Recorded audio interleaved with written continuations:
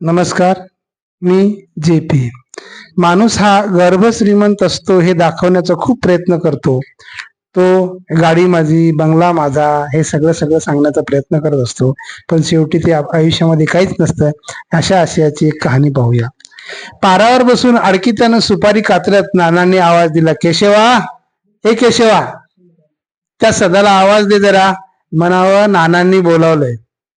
केशव, हो नाना. नाना गावातील प्रतिष्ठित व्यक्ती, वयाने 40कडे झुकलेला, पिळदार पांढऱ्या शुभ्र मिशा, डोक्याला फेटा, अंगात गंजी आणि मसराई धोतर, रुबाबदार व्यक्तिमत्व. गावातले सर्व लोक त्याला अदबीनच बोलायचे. नानाचा शब्द म्हणजे पर्वकाळ असायचा. प्रत्येक जण त्यांना तोलून मोलूनच बोलायचे. प्रत्येकाच्या मदतीला धावणारा, प्रत्येक कार्यक्रमात पुढे पुढे असणारा नाना अवघ्या परिसरात नावलौकिक होता.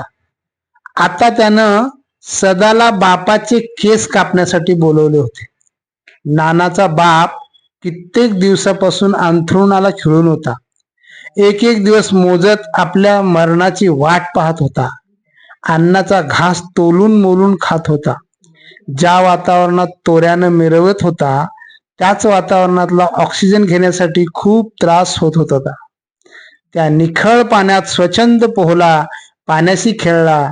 त्या पाण्याचे घोट चमच्याने तोंडात टाकावे लागत होते. असे सांगतात, जेव्हा नानाचं लग्न होतं तेव्हा त्याच्या बापानं एका एकर शेतात मंडप घातला होता. 5,000 खुर्च्या मागवल्या होत्या. नवरा नवरीसाठी रत्नजडीत सिंहासनासारख्या खुर्च्या होत्या. नवरीला तर अख्ख्या सोन्यानं वडवलं होतं. नवरदेवाला मुंबईच्या नावाजलेल्या शोरूम मधून ड्रेस मागवले होते. त्यासोबत BMW गाडी, मोटारसायकल, आयफोन, असं कितीतरी साहित्य त्या मंचाच्या बाजूला मांडलेलं दिसत होतं. ते पाहून लोक तोंडात बोट घालत होते.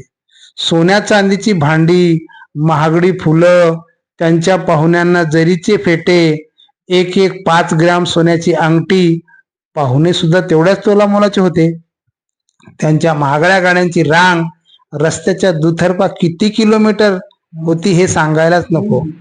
त्यात एक पाहुणा गरीब, पण सगळ्या सख्या नात्यातला. बिचाऱ्याची हेळसांड व्हायची. प्रत्येक जण नमस्कार करायचा, पण थोडं दुरूनच. मनातली आत्मीयता, ओलावा त्या नमस्कारात वाटायची नाही. त्या पाहुण्यांना सुद्धा पोरकच वाटायचं. मी सुद्धा तुमच्यातलाच आहे हे दाखविण्याचा खोटाच आटापिटा करायचा. अशा प्रतिष्ठेपायी स्वतः कर्ज बाजारात गेला होता.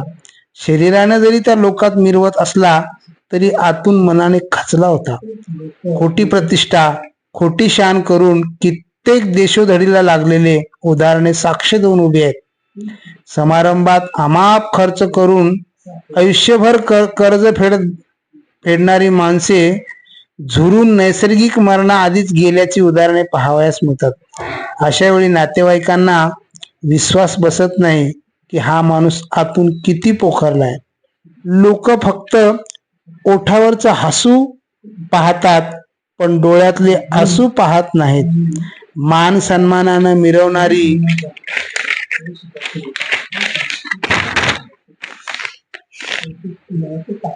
माणसं स्वतःला एका गर्त खाईत झोकून देतात.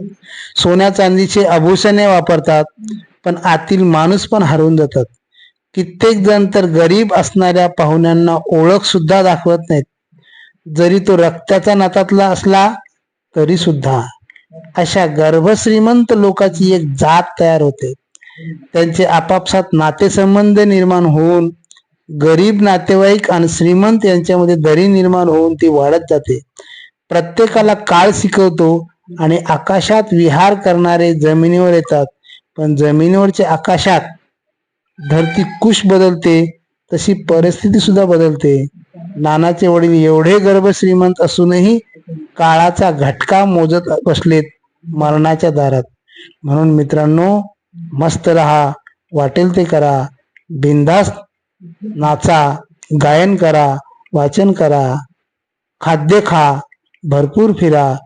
आयुष्यात गेलेला वेळ पुन्हा येणे नाही. धन्यवाद.